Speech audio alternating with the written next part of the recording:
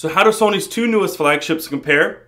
I'm Taylor Martin, this is Pocket Now, and this is the Sony Xperia Z versus the Sony Xperia ZL. Sony announced both the Xperia Z and the Xperia ZL at CES in January. Both feature a closely matched set of specifications that put them among the top contenders in the mobile market. And both are built on the same principle: experience the best of Sony in a smartphone. The most notable differences between the Xperia Z and the ZL are in their design. Xperia Z is a taller, narrower device sandwiched between two slabs of scratch-resistant glass. Its design is much more industrial and machined. Its edges are hard and corners are sharp.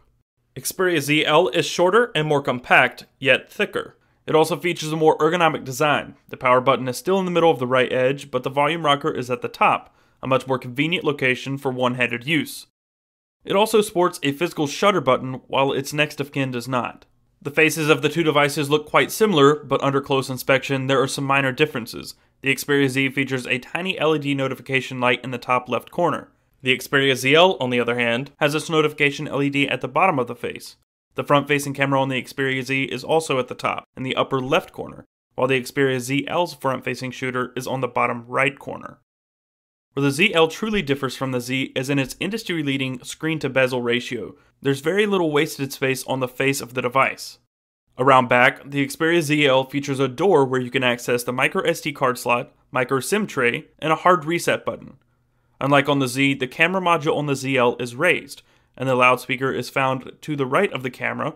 On the Z, the speaker is found on the right edge at the bottom, and it's easily covered up. That's not a good thing. Although the two devices are very similar, they feel quite different.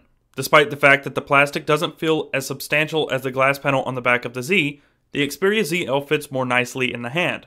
The slightly curved back and soft touch finish on the Xperia ZL lends a better grip to the user and gives the illusion that the phone is smaller than it truly is, making the 5-inch display feel more manageable. The Xperia ZL, on the other hand, has a completely flat back. These hard edges make it feel larger than it actually is. The biggest difference, in terms of hardware, is water and dust proofing. The Xperia Z comes with an IP55 and IP57 dust and waterproofing ratings, meaning it can withstand some abuse from the elements. It's watertight for up to 30 minutes at roughly a depth of 1 meter.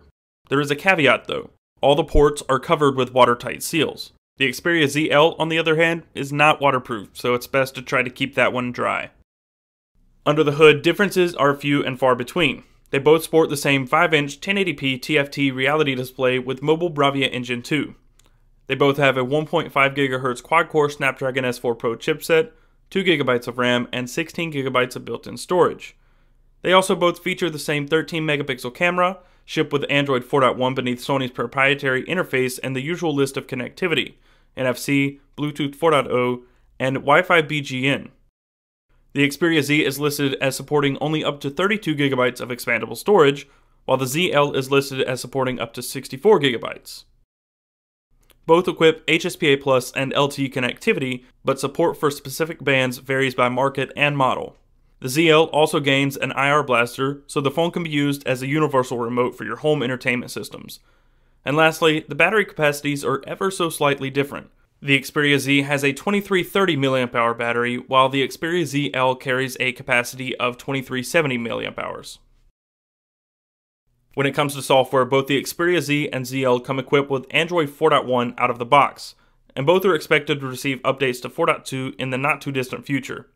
The software on both devices is virtually identical. They come with the same applications pre-installed, all the same wallpapers, icons, and themes. But only after casually cruising through the settings application did we notice one small difference. The white balance calibration tool is present under the display settings on the Xperia ZL, while it's entirely absent on the Xperia Z. Out of the box, the Xperia ZL's display was noticeably more warm than the Z's display. Considering they both use the same panel, it's safe to assume they are calibrated differently, so that calibration utility could definitely prove useful. All in all, the designs of both the Xperia Z and Xperia ZL are fantastic. Though they have nearly identical spec sheets and look and feel differently, they offer a similar experience and portray the same message. Sony is not messing around. Both are possibly the best work we've ever seen from Sony from a manufacturing standpoint, and this appears to be what could be the turning of a new leaf for Sony in mobile. So that's all for our comparison of the Xperia Z and the Xperia ZL. Be sure to like the video if you found it helpful and subscribe to the channel for future content. I'm Taylor Martin, and I will see you next time.